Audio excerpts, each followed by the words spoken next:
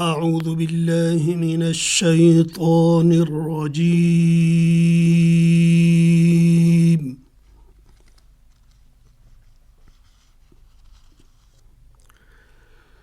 بسم الله الرحمن الرحيم.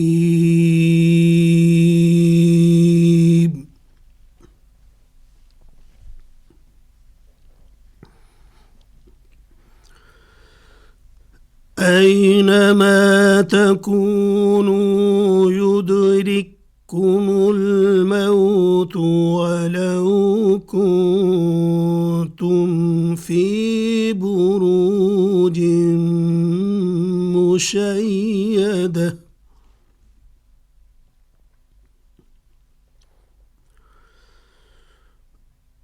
وإن تصبهم حسنة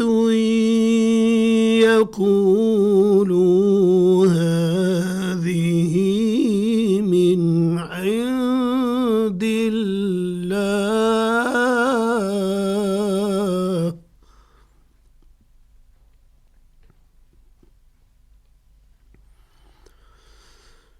وإن تصبهم سيئة يقولوا هذه من عندك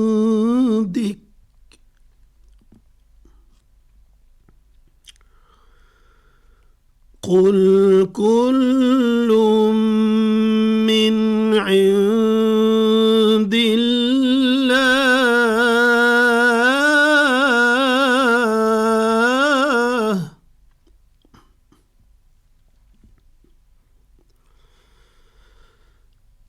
فما لهؤلاء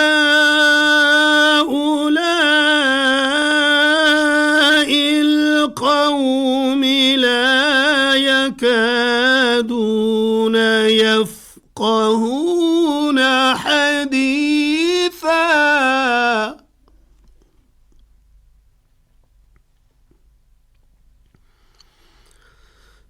ما أصابك من حسنة فمن الله وما أصابك من سيئة فمن نفسك وأرسلناك للناس رسولا وكفى بالله شهيدا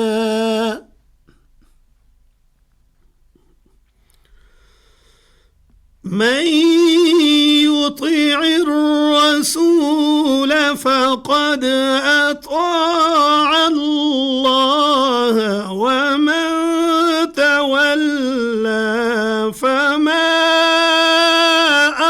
أرسلناك عليهم حفيظا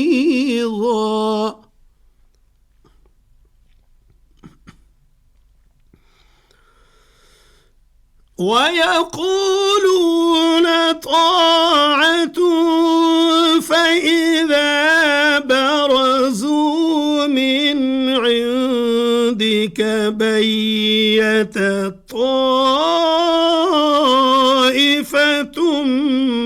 منهم غير الذي تقول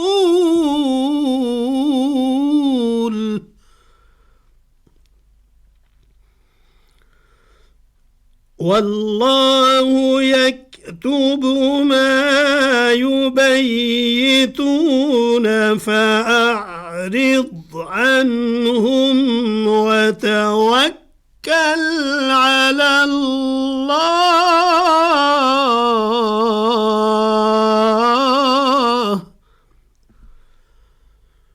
وكفى بالله وكيلا أفلا يتدبرون القرآن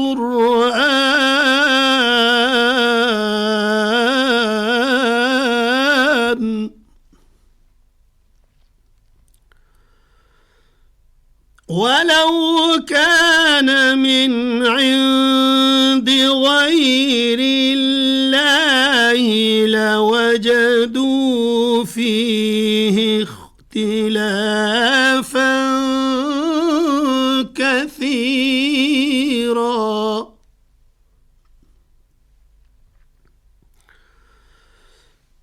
وإذا جاءهم أمر من الأمن أو الخوف أذاعوا به ولو ردوه إلى الرسول وإلى أولي الأمر منهم لعلمه الذين يستنبطونه منهم ولولا فضل الله عليكم ورحمته لاتبعتم الشيطان إلا قليلا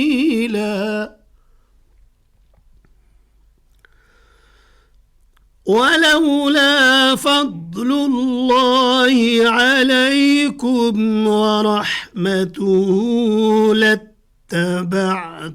الشيطان إلا قليلا صدق الله العظيم. اللہ کے نام سے جو بڑا مہربان نہایت رحم والا ہے. اے جہاد سے ڈرنے والو، تم کہیں رہو، موت تو تمہیں آ کر رہے گی. خواہ بڑے بڑے مضبوط قلعوں میں رہو، اور ان لوگوں کو اگر کوئی فائدہ پہنچتا ہے تو کہتے ہیں یہ اللہ ہی کی طرف سے ہے، اور اگر کوئی نقصان پہنچتا ہے تو کہتے ہیں کہ یہ آپ کی وجہ سے ہے، ہمیں پہنچا ہے. کہہ دیجئے کہ رنج و راحت سب اللہ ہی کی طرف سے ہے. ان لوگوں کو کیا ہو گیا ہے کہ بات بھی نہیں سمجھ سکتے. اے آدم زاد، تجھ کو جو فائدہ پہنچے وہ اللہ کی طرف سے ہے، اور جو نقصان پہنچے وہ تیری ہی شامت اعمال کی وجہ سے ہے. اور اے محمد صلی اللہ علیہ وآلہ وسلم، ہم نے تم کو لوگوں کی ہدایت کے لیے پیغمبر بنا کر بھیجا ہے، اور اس بات کا اللہ ہی گواہ کافی ہے. جو شخص رسول صلی اللہ علیہ وآلہ وسلم کی فرما برداری کرے گا تو بے شک اس نے اللہ کی فرما برداری کی، اور جو نافرمانی کرے تو اے پیغمبر صلی اللہ علیہ وآلہ وسلم، تمہیں ہم نے ان کا نگہبان بنا کر نہیں بھیجا. اور یہ لوگ منہ سے تو کہتے ہیں کہ آپ کی فرما برداری دل سے منظور ہے، لیکن جب تمہارے پاس سے چلے جاتے ہیں تو ان میں سے بعض لوگ رات کو تمہاری باتوں کے خلاف مشورے کرتے ہیں، اور جو مشورے یہ کرتے ہیں اللہ ان کو لکھ لیتا ہے. تو ان کا کچھ خیال نہ کرو اور اللہ پر بھروسہ رکھو، اور اللہ ہی کافی کارساز ہے. بھلا یہ قرآن میں غور کیوں نہیں کرتے؟ اگر یہ اللہ کے سوا کسی اور کا کلام ہوتا تو اس میں بہت سا اختلاف پاتے، اور جب ان کے پاس امن یا خوف کی کوئی خبر پہنچتی ہے تو اسے مشہور کر دیتے ہیں، اور اگر اس کو پیغمبر اور اپنے سرداروں کے پاس پہنچاتے تو تحقیق کرنے والے اس کی تحقیق کر لیتے.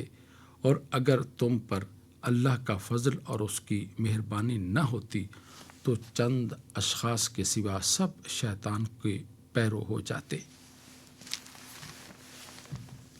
وآخر دعوانا ان الحمد للہ رب العالمین. ابھی آپ 5ویں پارے میں سورہ نساء کی آیات 78 تا 83 کی تلاوت اور ترجمہ سننے کی سعادت حاصل کر رہے تھے. تلاوت فرما رہے تھے قاری اللہ بخش نقشبندی۔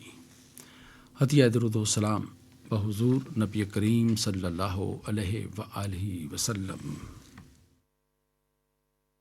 اللهم صل على محمد اللهم صل على محمد وعلى آله وصحبه وسلم اللهم صل على محمد اللهم صل على محمد وعلى آله وصحبه وسلم اللهم صل على محمد اللهم صل على محمد وعلى آله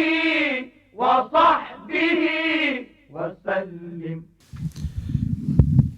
ارشاد باری تعالیٰ ہے، اور اللہ اور اس کی رسول صلی اللہ علیہ وآلہ وسلم کے حکم پر چلو اور آپس میں جھگڑا نہ کرنا کہ ایسا کرو گے تو تم بزدل ہو جاؤ گے اور تمہارا اقبال جاتا رہے گا، اور صبر سے کام لو کہ اللہ صبر کرنے والوں کا مددگار ہے۔ حمد و ثنائے رب جلیل۔ تیرا حسن حسن تمام ہے، تیرا نور نور قدیم ہے، تیرا حسن حسن تمام ہے، تیرا نور نور قدیم ہے، تو سمیع ہے تو بصیر ہے، تو خبیر ہے تو علیم ہے، میں خطا ہوں گرچہ تمام تر، تو ہے منتہائے عطا مگر، میں خطا ہوں گرچہ تمام تر، تو ہے منتہائے عطا مگر،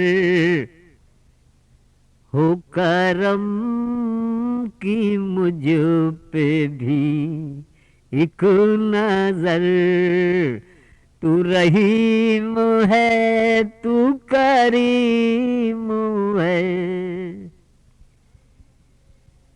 میں ہوں ایک ذرہ ناتواں، تیری ذات وسعت بے کراں،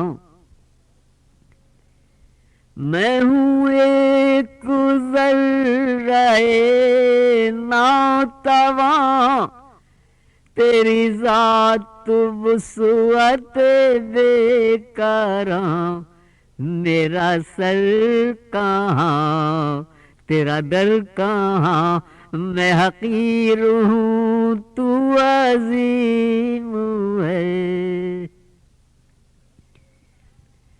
رگے جان سے بھی تو قریب تر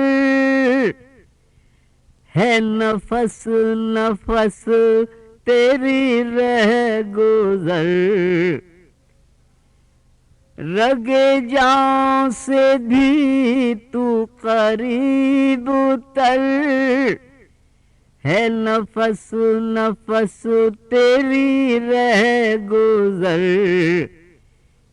تیرا مستقر ہے، نظر نظر تو ہر ایک دل میں مقیم ہے،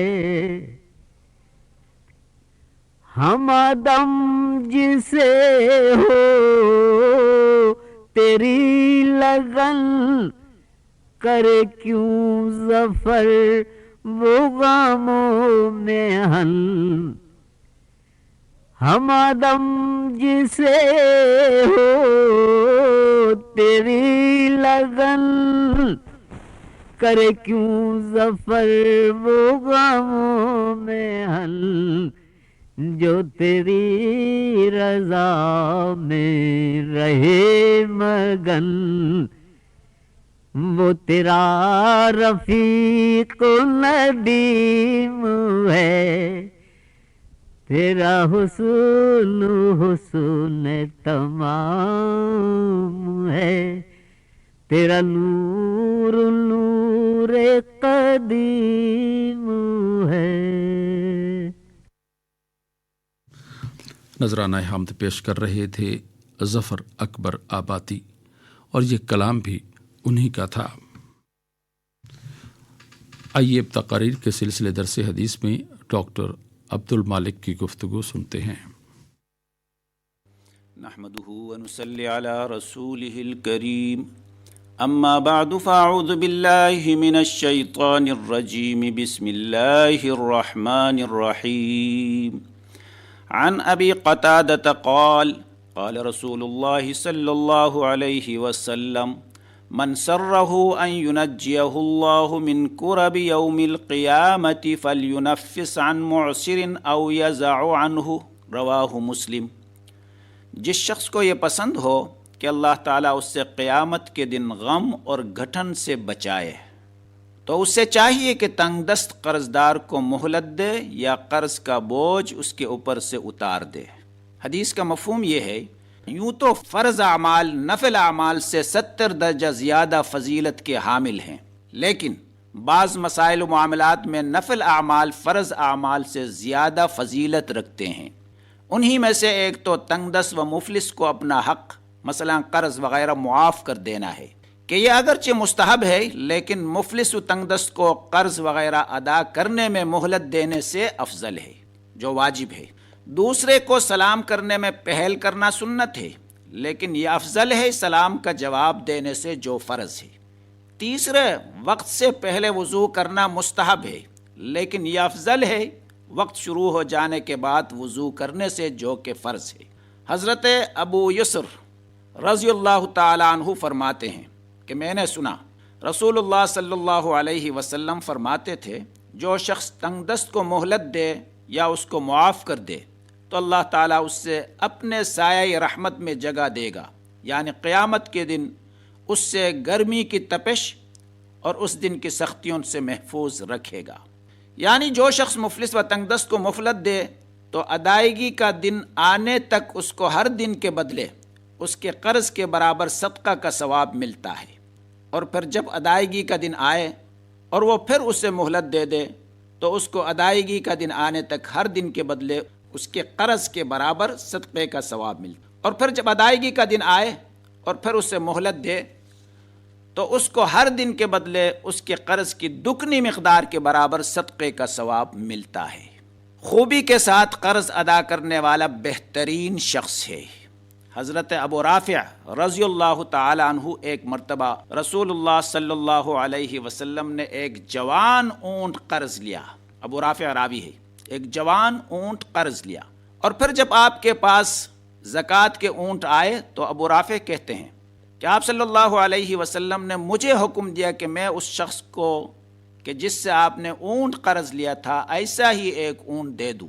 میں نے عرض کیا کہ مجھے ویسا ہی اونٹ کوئی نظر نہیں آ رہا ہے، البتہ ایک اونٹ ہے جو اس کے اونٹ سے اچھا ہے اور 7ویں برس میں لگا ہے، لہٰذا میں اس کے اونٹ سے اچھا اونٹ کیسے دے دوں؟ آپ صلی اللہ علیہ وسلم نے فرمایا اس سے اچھا ہی اونٹ دے دو، کیونکہ لوگوں میں بہترین شخص وہی ہے جو ادائیگی قرض میں سب سے اچھا ہو۔ حدیث شریف سے یہ معلوم ہوا کہ جو چیز قرض لی ہے اس کی واپسی میں اس کی بنسبت اچھی چیز دینا مستحب بھی ہے اور عالی ہمتی بھی، بشرطے کہ قرض لیتے وقت اس کی شرط نہ کی گئی ہو۔ قرض خواہ تقاضا کر سکتا ہے۔ حضرت ابو ہریرہ رضی اللہ تعالی عنہ فرماتے ہیں کہ ایک شخص نے رسول کریم صلی اللہ علیہ وسلم سے اس اونٹ کا تقاضا کیا جو آپ صلی اللہ علیہ وسلم نے اس سے بطور قرض لیا تھا، اور تقاضا بھی بڑی سخت کلامی کے ساتھ کیا۔ آپ کے صحابہ رضوان اللہ علیہم اجمعین نے جب اس کو اس سخت کلامی اور آداب نبوت کے خلاف اس کی حرکت پر سزا دینی چاہی تو آپ نے فرمایا کہ اس سے کچھ نہ کہو، کیونکہ جس کا حق ہے اس سے کہنے کا اختیار ہے۔ البتہ ایسا کرو کہ ایک اونٹ خرید کر اس سے دے دو تاکہ اس کا مطالبہ ادا ہو جائے اور اسے پھر کچھ کہنے کا حق نہ رہے۔ صحابہ رضوان اللہ علیہ مجمعین نے عرض کیا کہ اس نے آپ کو بطور قرض جو اونٹ دیا تھا اس کی عمر کا کوئی اونٹ نہیں مل رہا ہے، بلکہ اس سے زیادہ عمر کا مل رہا ہے، یعنی اس کا اونٹ چھوٹا اور کمتر تھا، اور ہمیں جو اونٹ مل رہا ہے وہ اس کے اونٹ سے بڑا اور اچھا ہے۔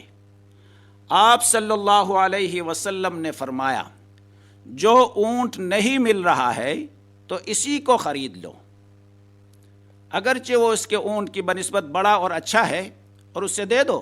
یاد رکھو تم میں بہتر وہ شخص ہے جو قرض ادا کرنے میں اچھا ہے۔ ادائیگی قرض پر قادر ہونے کے باوجود قرض ادا نہ کرنا ظلم ہے۔ حضرت ابو ہریرہ رضی اللہ تعالی عنہ فرماتے ہیں کہ رسول کریم صلی اللہ علیہ وسلم نے فرمایا، صاحب استطاعت کا ادائیگی قرض میں تاخیر کرنا ظلم ہے، اور جب تم میں سے کسی کو صاحب استطاعت کے حوالہ کیا جائے تو اس حوالے کو قبول کر لینا چاہیے۔ رواہ بخاری۔ اللہ تعالی ہم سب کو تعلیمات نبوی پر عمل کی توفیق عطا فرمائے۔ وما علینا الا البلاغ۔ تقاریر کے سلسلے درس حدیث میں گفتگو کر رہے تھے ڈاکٹر عبد المالک۔ حضور نبی کریم صلی اللہ علیہ وآلہ وسلم نے ارشاد فرمایا،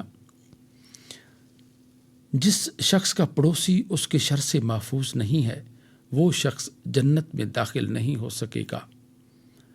آپ صلی اللہ علیہ وآلہ وسلم نے ارشاد فرمایا، وہ شخص مسلمان نہیں ہے جو خود تو پیٹ بھر کر کھانا کھائے اور اس کا پڑوسی بھوکا رہ جائے۔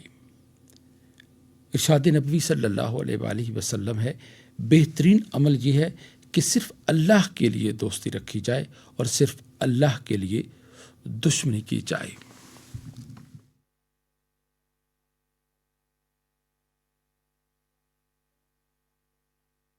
دیکھی نہیں کسی نے اگر شان مصطفیٰ،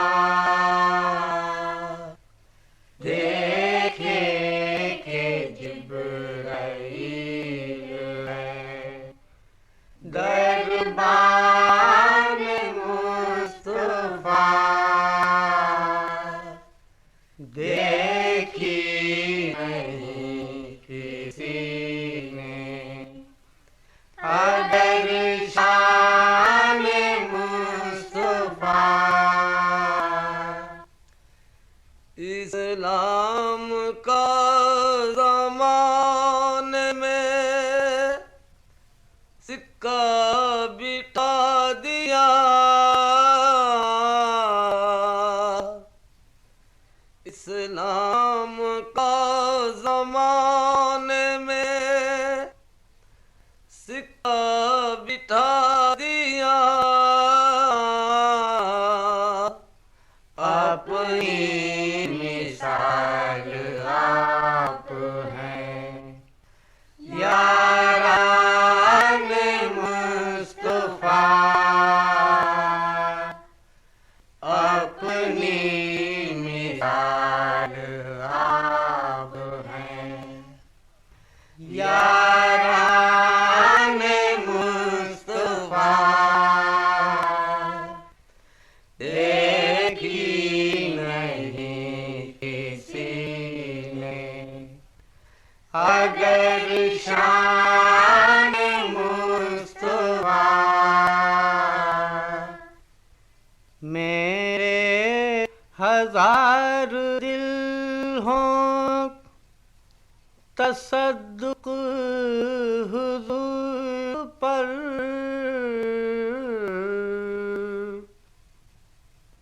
میرے ہر دل ہوں تصدق حضور پر،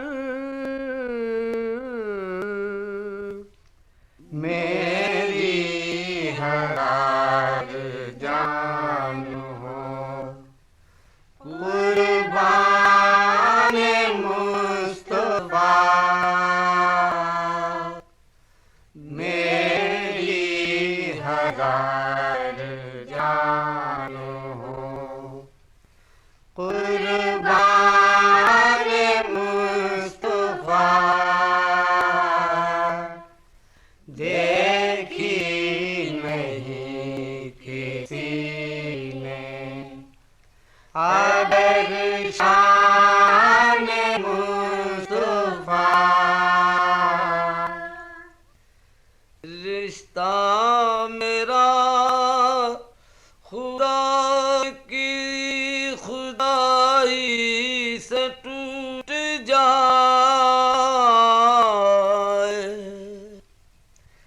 رشتہ میرا خدا کی خدائی سے ٹوٹ جائے، چھوٹے مگر نہ ہاتھ سے دامان مصطفیٰ، چھوٹے مگر نہ ہاتھ سے دامان مصطفیٰ۔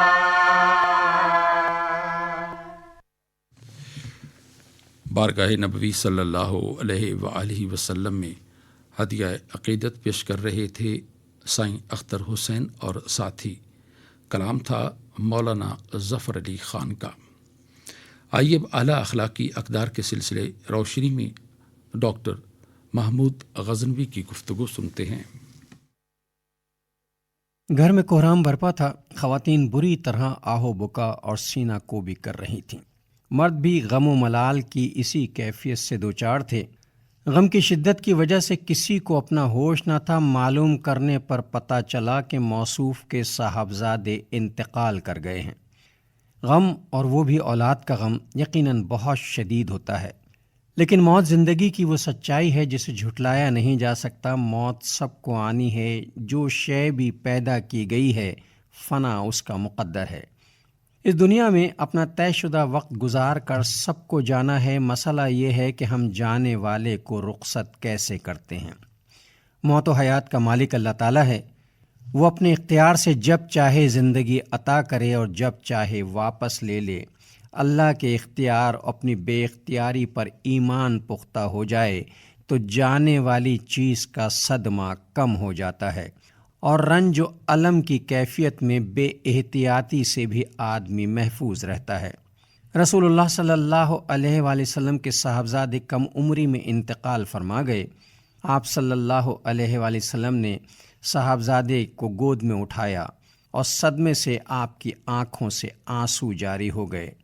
آپ صلی اللہ علیہ وآلہ وسلم نے اس موقع پر جو کچھ فرمایا اس کا مفہوم کچھ یہ ہے کہ اے باری تعالیٰ، دل تکلیف سے دوچار ہے، آنکھیں آنسوؤں سے تر ہیں، لیکن زبان وہی کہے گی جو تیری مرضی و منشا ہے۔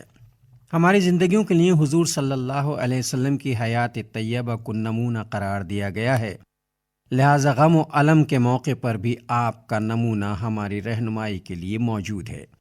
غم و خوشی دونوں مواقع پر اپنے حواس کو سلامت رکھنا اور اپنی دینی تعلیمات کا پاس رکھنا بہت ضروری ہوتا ہے۔ ہم خوشی میں بے مہار اور حزن و ملال میں بے اختیار ہو کر رہ جاتے ہیں۔ دونوں مواقع پر اسلام نے بہترین ہدایات عطا فرمائی ہیں۔ جب کوئی خوشی نصیب ہو تو شکر ادا کیا جائے، کیونکہ ہر خوشی رب کے کرم سے میسر آتی ہے، اور بندہ کسی نعمت کے ملنے پر شکر ادا کرے تو اللہ تعالیٰ نعمتوں اور خوشیوں میں اضافہ فرما دیتے ہیں۔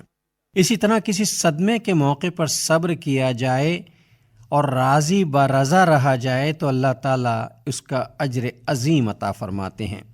نبی رحمت صلی اللہ علیہ وآلہ وسلم نے زندگی کے ہر قسم کے حالات کے لیے ہماری تعلیم و تربیت کا انتظام فرمایا ہے۔ حضرت معاذ بن جبل رضی اللہ تعالی عنہ کے صاحبزادے انتقال کر گئے۔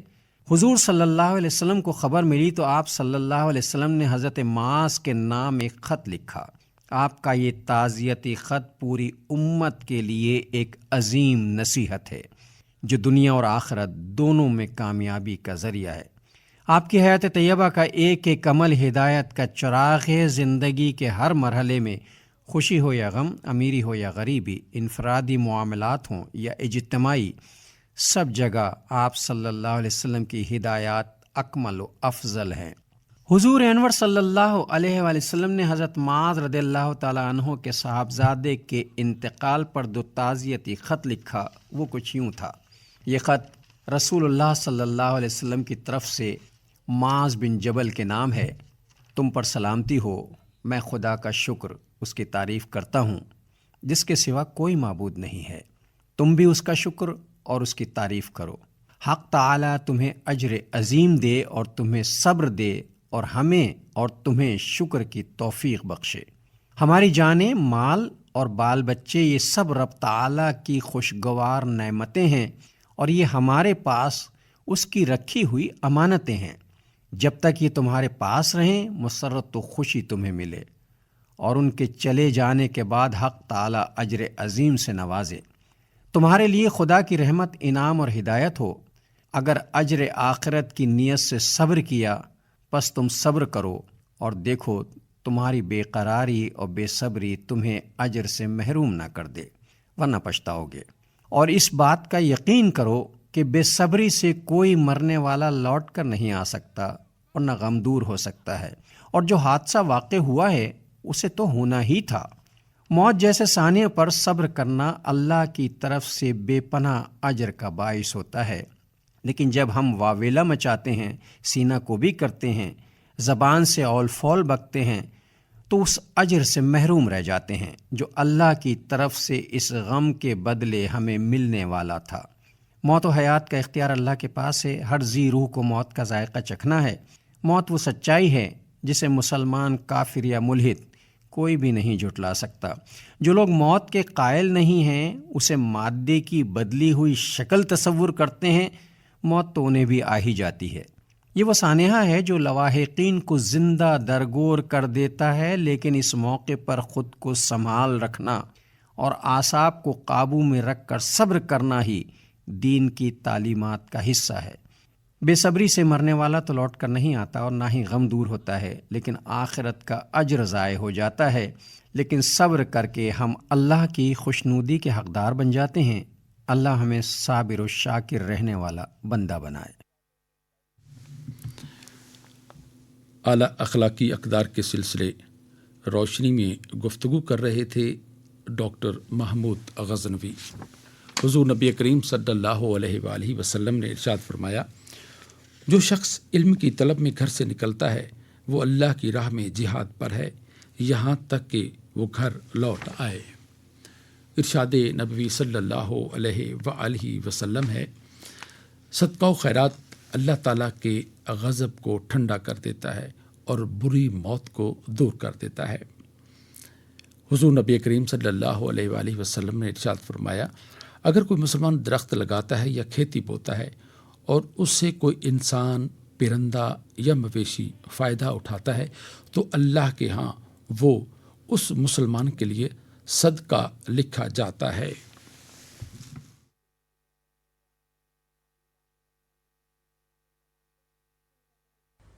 دھڑکنوں کی صدا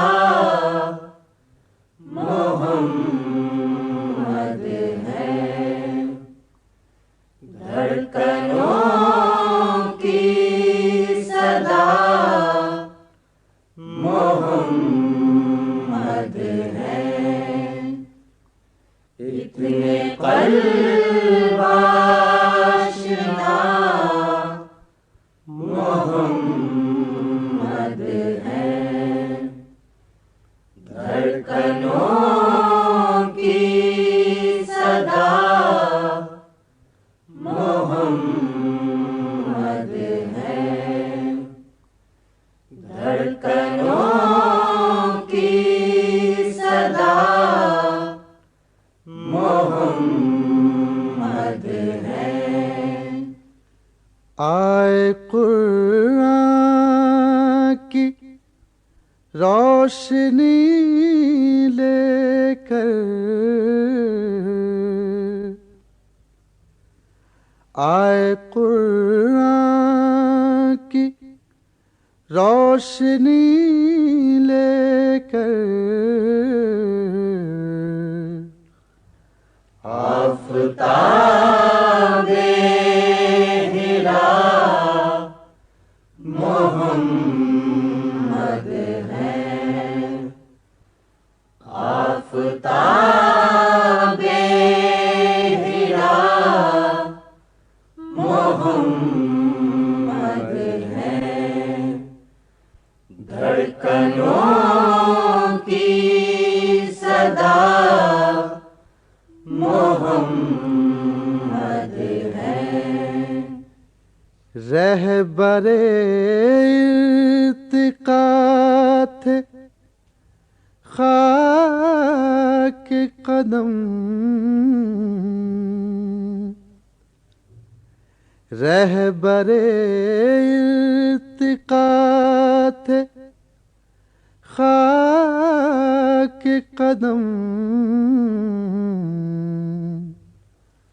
ہادی ارتقا محمد ہے، ہادی ارتقا محمد ہے، دھڑکنوں کی صدا محمد ہے۔ پیشوا زیست کی ہے روح میری، پیشوا زیست کی ہے روح میری، روح کے پیشوا محمد ہے، روح کے پیشوا محمد ہے، دھڑکنوں کی صدا محمد ہے محمد کا سایہ دنیا پر، ہے محمد کا سایہ دنیا پر،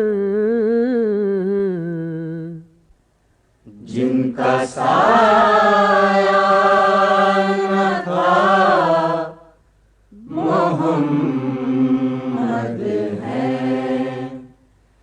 جن کا سایہ نہ تھا محمد ہے، دھڑکنوں کی صدا محمد ہے۔ راستے ہیں خدا رسی کے بہت، راستے ہیں خدا رسی کے بہت، مختصر فاصلہ محمد ہے، اثر فاصلہ محمد ہے، اتنے قلب آشنا محمد ہے۔ نعت رسول مقبول صلی اللہ علیہ وآلہ وسلم پیش کر رہے تھے کلیم سرور اور ساتھی۔ کلام تھا نازش حیدری کا۔ آپ نے پوچھا ہے۔ سامعین، آپ کے دینی اور سماجی مسائل کا حل قرآن و سنت کی روشنی میں پیش کر رہے ہیں ڈاکٹر حافظ حبیب الرحمان۔ الحمدللہ رب العالمین والصلاة والسلام علی رسولہ الکریم، اما بعد فاعوذ باللہ من الشیطان الرجیم، بسم اللہ الرحمن الرحیم۔ ایک سوال ہے کہ اولاد کو نماز پڑھنے کا حکم دینا اور اس میں سختی سے کام لینا کیا جائز ہے؟ کیونکہ بعض لوگ ایک حدیث کی بنیاد پر کہتے ہیں کہ بچہ جب 10 سال کا ہو جائے تو اسے مارنا بھی جائز ہے، تو کیا نماز کے لیے اولاد پر اس طرح کی سختی کرنا جائز ہے؟ نماز اسلام کے بنیادی ارکان میں سے ایک اہم رکن ہے۔ نبی اکرم صلی اللہ علیہ وسلم کے دور میں نماز کا اس قدر اہتمام ہوتا تھا کہ نماز کے بغیر مسلمان ہونے کا تصور بھی نہیں کیا جا سکتا تھا، اور اگر کوئی شخص نماز میں موجود نہیں ہوتا تو تشویش لاحق ہوتی کہ شاید وہ بیمار ہے یا کوئی عذر لاحق ہو گیا ہے۔ کوئی آدمی بغیر کسی عذر کے یا بیماری کے نماز ترک کرنے کا تصور بھی نہیں کر سکتا تھا، بلکہ یہاں تک کہ جو لوگ منافق تھے اور صرف زبان سے اسلام کا اظہار کرتے تھے، وہ بھی مجبور ہوتے تھے کہ اپنے آپ کو مسلمانوں کی صف میں شمار کرنے کے لیے وہ مسجد نبوی کے اندر جائیں اور وہاں پر نماز ادا کریں۔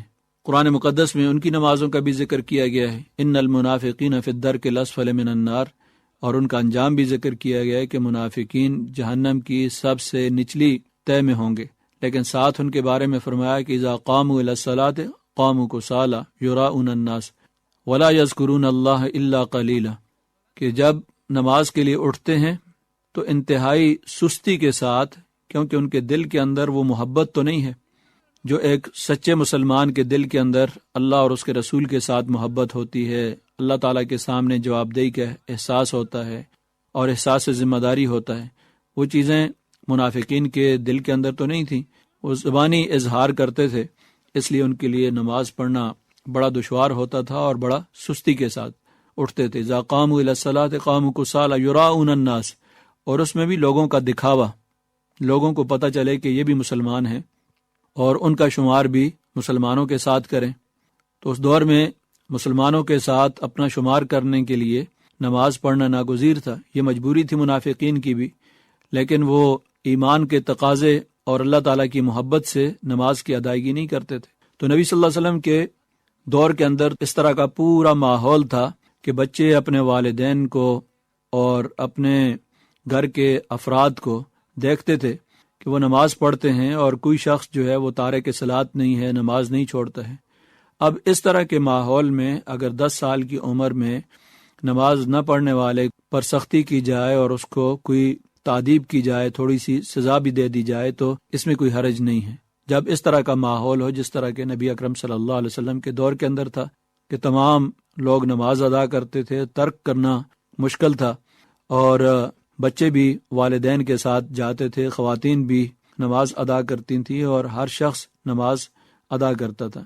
اب جب کہ ہمارے ہاں ماحول یہ ہے کہ معاشرے کے اندر اکثریت جو ہے وہ نماز ادا نہیں کرتی، کوئی 10-12% لوگ ہوں گے گھروں کے اندر، خاندان میں، جو لوگ نماز ادا کرتے ہیں۔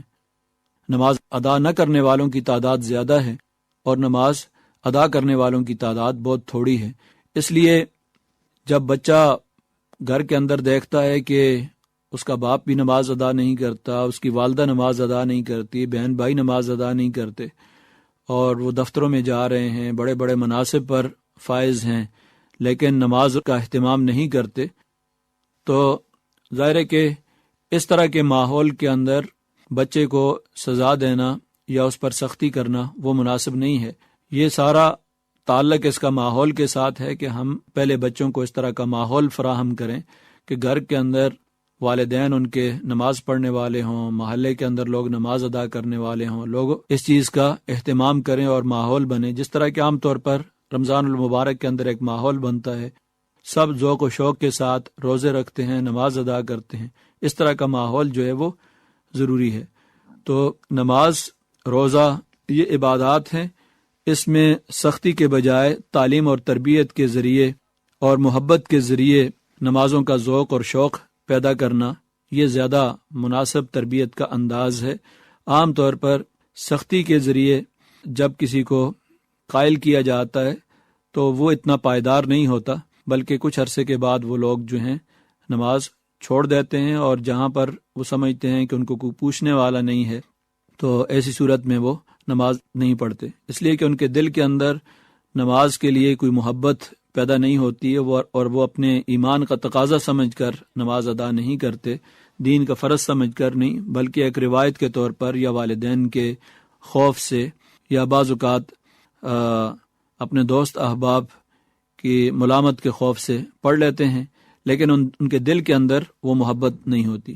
اس لیے عبادات کا ذوق اور شوق پیدا کرنے کے لیے ضروری ہے کہ ایسا تعلیم اور تربیت کے ذریعے ماحول پیدا کیے جائے کہ بچوں کے اندر ذوق و شوق پیدا ہو، محبت پیدا ہو، اللہ اور اس کے رسول کی محبت پیدا ہو، اور اس محبت کی بنیاد پر وہ مسجدوں کے اندر آئیں، نماز ادا کریں، تو یہ جذبہ پائیدار بھی رہے گا، اور اس نماز کا ظاہر ہے کہ معاشرے کے اندر اثرات بھی ہوتے ہیں اور فائدہ بھی ہوتا ہے۔ جب آدمی نماز شعوری طور پر ادا کرتا ہے اور پورے خشوع اور خضوع کے ساتھ، توجہ اللہ کے ساتھ، اخلاص کے ساتھ، تو اس سے نماز کی پابندی بھی ہوتی ہے اور نماز کا اہتمام بھی ہوتا ہے۔ تو اس طرح کا ماحول پیدا کرنے کی ضرورت ہے۔ دعا ہے کہ اللہ تبارک و تعالی ہمیں اپنی اولاد کی صحیح معنی میں تعلیم و تربیت کی توفیق عطا فرمائے۔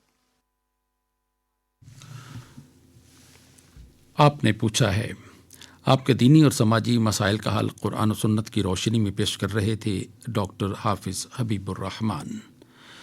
سامعین، اگر آپ بھی اس سلسلے میں کوئی سوال پوچھنا چاہیں تو خط لکھنے کے لیے ہمارا پتہ نوٹ فرما لیجیے۔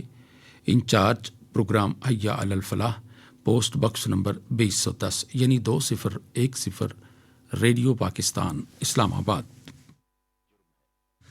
حضور نبی کریم صلی اللہ علیہ وآلہ وسلم نے ارشاد فرمایا، حلال کمائی کرنا فرض عبادات کے بعد فرض ہے۔ ارشاد نبی صلی اللہ علیہ وآلہ وسلم ہے، وہ جسم جس کی پرورش حرام مال پر کی گئی ہو جنت میں داخل نہیں ہو سکتا۔ دل کی دنیا میں ہے روشنی آپ سے، ہم نے پائی نئی زندگی آپ سے، دل کی دنیا میں ہے روشنی آپ سے، کیوں نہ نازاں ہوں اپنے مقدر پہ ہم، کیوں نہ نازاں ہوں اپنے مقدر پہ ہم کوئی ماں کی دولت ملی آپ سے، ہم کوئی ماں کی دولت ملی آپ سے، کل بھی معمور تھا آپ کے نور سے، کل بھی معمور تھا آپ کے نور سے ہے منور جہاں آج بھی آپ سے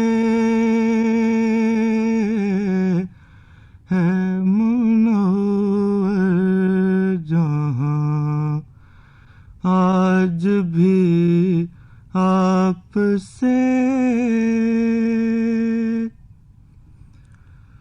دشمنوں پر بھی در رحمتوں کا کھلا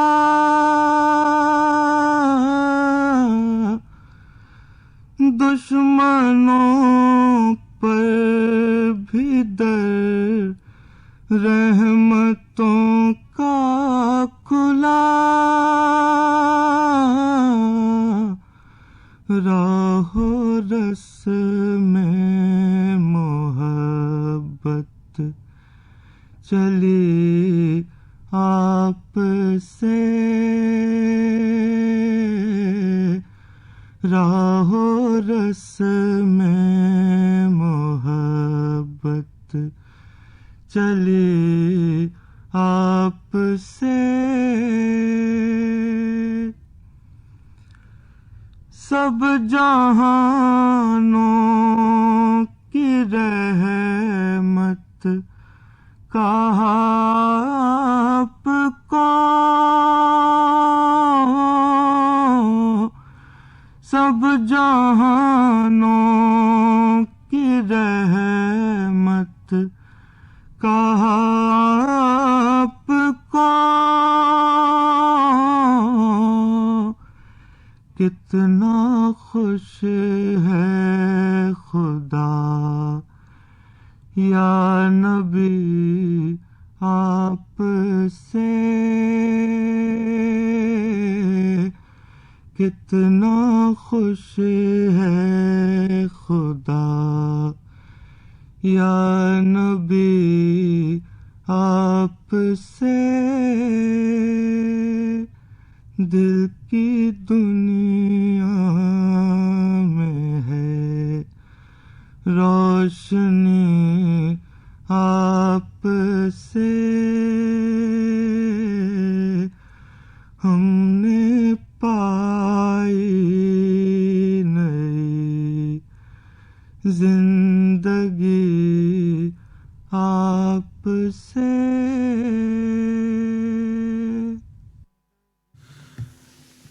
نعت رسول مقبول صلی اللہ علیہ وآلہ وسلم آپ سماعت فرما رہے تھے اسد جہاں کی آواز میں. کلام تھا ناصر کاظمی کا. قرآن حکیم اور ہماری زندگی کے سلسلے میں سورہ آراف کی آیات 184 تا 186 کے مضامین کے حوالے سے گفتگو کر رہے ہیں قاری ارشد یامین. نحمده ونصلي على رسوله الكريم اما بعد فاعوذ باللہ من الشیطان الرجیم بسم اللہ الرحمن الرحیم. آج کا درس قرآن مجید سورۃ الاعراف کی 3 آیات آیت نمبر 184 تا 186 پر مشتمل ہے. پہلے آپ تلاوت اور ترجمہ سماعت فرمائیے، بعد میں انشاءاللہ تعالی ان آیات کی کچھ تشریح کی جائے گی. اعوذ باللہ من الشیطان الرجیم بسم اللہ الرحمن الرحیم. اولم يتفکروا ما بصاحبهم من جنہ ان هو الا نذیر مبین. اولم ينظروا في ملكوت السماوات والارض وما خلق الله من شيء وان عسى ان يكون قد اقترب اجلهم فبأي حديث بعده يؤمنون. من يضلل الله فلا هادي له وَيَذَرُهُمْ فِي طُغْيَانِهِمْ يَعْمَهُونَ. صدق اللہ العظیم وصدق رسولہ النبی الکریم. ان آیات کریمہ کا ترجمہ یہ ہے، کیا ان لوگوں نے اس بات میں غور نہ کیا کہ ان کا جن سے سابقہ ہے ان کو ذرا بھی جنون نہیں، وہ تو صرف ایک صاف صاف عذاب سے ڈرانے والے ہیں؟ اور کیا ان لوگوں نے غور نہیں کیا آسمانوں اور زمین کے عالم میں اور نیز دوسری چیزوں میں جو اللہ تعالیٰ نے پیدا کی ہیں، اور اس بات میں بھی غور نہیں کیا کہ ممکن ہے کہ ان کی اجل قریب ہی آ پہنچی ہو؟ پھر قرآن کے بعد کون سی بات پر یہ لوگ ایمان لائیں گے؟ جس کو اللہ گمراہ کرے اس کو کوئی راہ پر نہیں لا سکتا، پھر غم لا حاصل، اور اللہ تعالیٰ ان کو اس گمراہی میں بھٹکتے ہوئے چھوڑ دیتا ہے۔ صدق اللہ العظیم و صدق رسولہ النبی الکریم۔ ان آیات مبارکہ میں خالق ارض و سما یہ ارشاد فرما رہے ہیں کہ یہ لوگ اس بات پر غور نہیں کرتے کہ توحید کی دعوت دینے والا شخص ان کے اپنے اندر موجود ہے۔ بصاحبہم، وہ تو تمہارا ساتھی ہے، باہر سے تو نہیں آیا، تمہاری اس کے ساتھ رشتہ داریاں ہیں، تمہارا دیکھا بھالا شخص ہے، تمہارے اندر موجود ہے، کیا اس کے بارے میں انہوں نے غور نہیں کیا؟ یہ جو محنت و مجاہدہ کرتے ہیں، لوگوں کو حق کی دعوت دیتے ہیں اور ان کو آخرت کی یاد دلاتے ہیں، ان کو لوگوں کی طرف سے تکلیفیں پہنچتی ہیں۔ اس محنت پر انہیں دنیا کا کچھ نفع حاصل نہیں ہوتا، کوئی معاوضہ نہیں ملتا۔ نہ وہ دیوانے اور مجنون ہیں کہ دیوانے لوگ کسی کی فکر کہاں کرتے ہیں، انہیں صرف اور صرف اپنی فکر ہوتی ہے۔ لوگوں کی آخرت کی فکر کون کرتا ہے؟ آپ کو لوگوں کی آخرت کی فکر ہے۔ دائی حق دیوانہ نہیں ہوتا، اسے اپنی امت کی فکر ہوتی ہے۔ وہ بڑی محبت اور نرمی سے اپنی امت کی فکر کرتا ہے۔ اس کی صرف ایک ہی کوشش ہوتی ہے کہ وہ کسی طرح آخرت میں آنے والے عذاب سے اپنی امت کو بچا لے۔ پیغمبر بشیر و نذیر ہوتا ہے، وہ نیک کاموں پر بشارتیں دیتا اور عذاب سے ڈراتا ہے۔ اس کے بعد فرمایا، اولم ینظروا فی ملکوت السماوات والارض وما خلق اللہ من شیء، اور کیا ان لوگوں نے غور نہیں کیا آسمانوں اور زمین کے عالم میں اور نیز ان دوسری چیزوں میں جو اللہ تعالیٰ نے پیدا کی ہیں؟ اور اگر زمین آسمان کے بارے میں غور کرتے، اللہ تعالیٰ کی بادشاہت کے مظاہرے دیکھتے اور دوسری مصنوعات اور مخلوقات میں تفکر اور تدبر کرتے تو سمجھ لیتے کہ ان چیزوں کا خالق و مالک وہی وحدہ لا شریک ہے، مدبر و حکیم ہے۔ ممکن ہے موت کے بارے میں سوچتے اور موت کے حالات کے لیے سوچتے، توحید پر ایمان لے آتے اور فکر آخرت کرتے۔ اس کے بعد ارشاد باری تعالیٰ ہے، فَبِأَيِّ حَدِيثٍ بَعْدَهُ يُؤْمِنُونَ، پھر اللہ تعالیٰ کے بعد کون سی بات پر ایمان لائیں گے؟ ان کو قرآن مجید صاف صاف باتیں بتلاتا ہے، حق بات کا اعلان کرتا ہے۔ ان کی دعوت میں کوئی شے پوشیدہ نہیں ہے، اس کی فصاحت و بلاغت مسلمہ ہے، اس کے باوجود لوگ نہیں مانتے۔ اگر ایمان قبول کرنا چاہتے تو قبول کر لیتے، چونکہ ایمان قبول کرنے کا ارادہ نہیں ہے، اس لیے برابر حق سے منہ موڑتے ہوئے زندگی گزارتے ہیں۔ ارشاد باری تعالیٰ ہے، من یضلل اللہ فلا ہادی لہ، جس کو اللہ تعالیٰ گمراہ کرے اس کو کوئی راہ پر لا نہیں سکتا۔ پھر غم لا حاصل، ہدایت و گمراہی اللہ تعالیٰ کے ہاتھ میں ہے۔ کائنات کے ذرے ذرے پر غور کر کے اگر کوئی شخص ایمان قبول نہیں کرتا تو اس کی مرضی، جس کو اللہ تعالیٰ گمراہ کر دے اسے کون ہدایت دے سکتا ہے؟ وہ قادر مطلق ہے، جو چاہتا ہے سو کرتا ہے۔ وَيَذَرُهُمْ فِي طُغْيَانِهِمْ يَعْمَهُونَ، اور اللہ تعالیٰ ان کو گمراہی میں بھٹکتے ہوئے چھوڑ دیتا ہے۔ اگر عقل سے کام نہیں لیں گے، گمراہی میں پڑے رہیں گے اور اسی پر مریں گے تو دائمی عذاب میں مبتلا ہوں گے۔ اللہ تعالیٰ ہمیں گمراہی سے بچا دے اور ہدایت کے راستے پر چلا دے۔ وآخر الدعوانا ان الحمد للہ رب العالمین۔ قرآن حکیم اور ہماری زندگی کے سلسلے میں سورہ آراف کی آیات 184 تا 186 کے مضامین کے حوالے سے گفتگو کر رہے تھے قاری ارشد یامین۔ ہدیہ درود و سلام بحضور نبی کریم صلی اللہ علیہ وآلہ وسلم۔ اللہم صلی علی محمد، اللہم صلی علی محمد وعلی آلہ وصحبہ وسلم۔ اللہم صلی علی محمد، اللہم صل على محمد وعلى آله وصحبه وسلم اللهم صل على محمد اللهم صل على محمد وعلى آله وصحبه وسلم. حضور نبی کریم صلی اللہ علیہ وآلہ وسلم کی بارگاہ اقدس میں ہدیہ درود و سلام پیش کیا گیا. آئیے اب پروگرام کے ان اختتامی لمحات میں اللہ تعالیٰ کے حضور دعا کے لیے ہاتھ پھیلائیں. اللہم یا رب العالمین یا الہ العالمین یا مجیب الداعین، ہم زندگی کے ہر معاملے میں تیری رضا کا خیال رکھیں اور تیری ناراضی سے ڈرتے رہیں. مولا، اے بے حساب روزی دینے والے، ہمیں عزت کی حلال روزی اتنی وسعت کے ساتھ عطا فرما کہ حرام کی طرف ہماری نظر بھی نہ اٹھے. ارحم الراحمین، ہماری پریشانیاں دور فرما، ہمیں نیک اعمال کی توفیق عطا فرما اور برے کاموں سے بچا.